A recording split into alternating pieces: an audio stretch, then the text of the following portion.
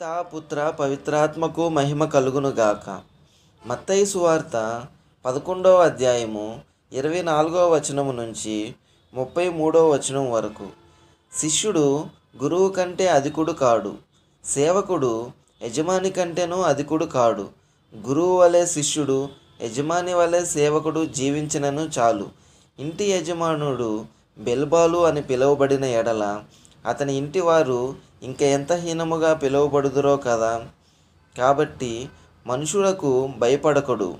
దాచబడినది ఏదియు బయలుపాకపోదు, రహస్యమైనది ఏదియు బట్టబయలు కాకపోదు. చీకటిలో నేను మీకు బోధించుచు ఈ విషయమునెల్లను మీరు వెలుతురులో బోధించుడు. చెవిలో మీకు చెప్పబడిన దానిని ఇంటి మీద నుంచి ప్రకటించుడు. శరీరమును మాత్రము నాశనం చేయగలిగి ఆత్మను నాశనం చేయలేని వారికి భయపడరాదు. ఆత్మను శరీరమును కూడా నరకకూపమున నాశనం చేయు వారికి ఎక్కువ భయపడుడు. ఒక కాసుతో మీరు 2 పిచ్చుకలను కొనగలుగురు. కానీ మీ తండ్రి సంకల్పము లేనిదే వానిలో ఏ ఒక్కటిను నేలకు ఒరగదు. ఇక మీ విషయము మీ తల వెంట్రుకలన్నీ లెక్కింపబడినవి. కావున భయపడకుడు. మీరు అనేక పిచ్చుకల కంటేను అతి విలువైన వారు. కనుక ప్రజల ఎదుట నన్ను అంగీకరించు ప్రతివానిని పరలోకమున్న నా తండ్రి సమక్షమున నేనను అంగీకరించును. అటుకాక ప్రజల ఎదుట నన్ను తిరస్కరించు ప్రతివానిని పరలోకమందున్న నా తండ్రి సమక్షమున నేనను తిరస్కరించును. ఇది దేవుని వాక్కు. సర్వేశ్వనికి వందనములు. ప్రియమైన క్రైస్తవ సహోదరి సహోదరులారా, ఈనాడు సమాజంలో చాలామంది క్రైస్తవులుగా చెప్పుకోవటానికి భయపడుతూ సిగ్గుపడుతూ ఉంటున్నారు. కానీ ప్రభు తెలియజేస్తున్న మాటలు, మనుషులకు భయపడకుడు. శరీరమును మాత్రమే నాశనం చేసి ఆత్మను నాశనం చేయలేని వారికి భయపడాల్సిన అవసరం లేదు అని ప్రభు వాక్యంలో తెలియజేస్తున్నారు. మనం ఎవరికి భయపడాలి?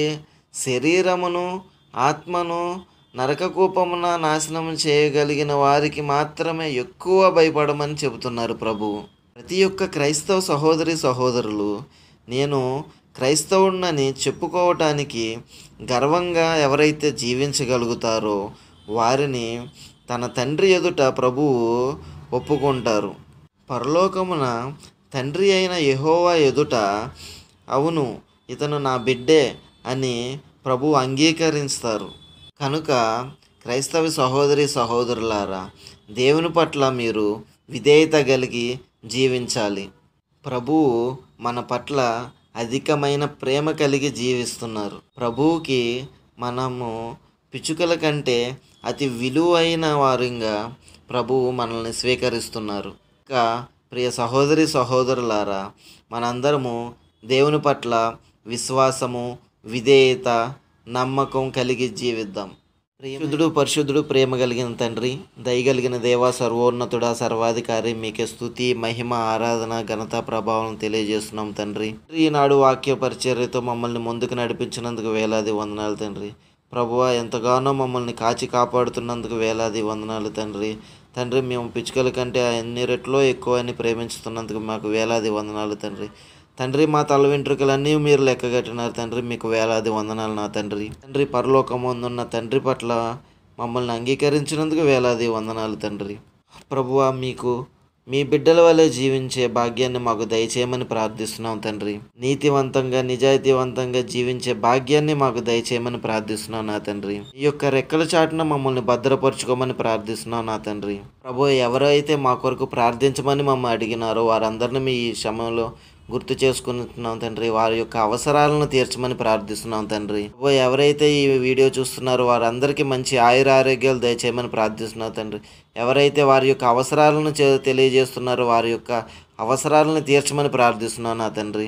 ప్రభువా, ఈ ప్రపంచం మొత్తం నీ రాజ్యం చేసుకోమని ప్రార్థిస్తున్నాం నా తండ్రి. ప్రభువా, ఎల్లవేళలా నీ బిడ్డల వల్ల జీవించే భాగ్యాన్ని మాకు దయచేయమని ప్రార్థిస్తున్నాం తండ్రి. ఈ చిన్న ప్రార్థనని ఆలకించమని మా నాథుడైన యేసుక్రీస్తు నామమున అడిగి వేడుకొనుచున్నాము తండ్రి.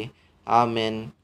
తండ్రి యొక్కయు, కుమారుని యొక్కయు, పవిత్రాత్మ యొక్కయు, పరిశుద్ధాత్మ యొక్కయు సావాసం మనందరితో ఉండునుగాక. Amen, amen, amen.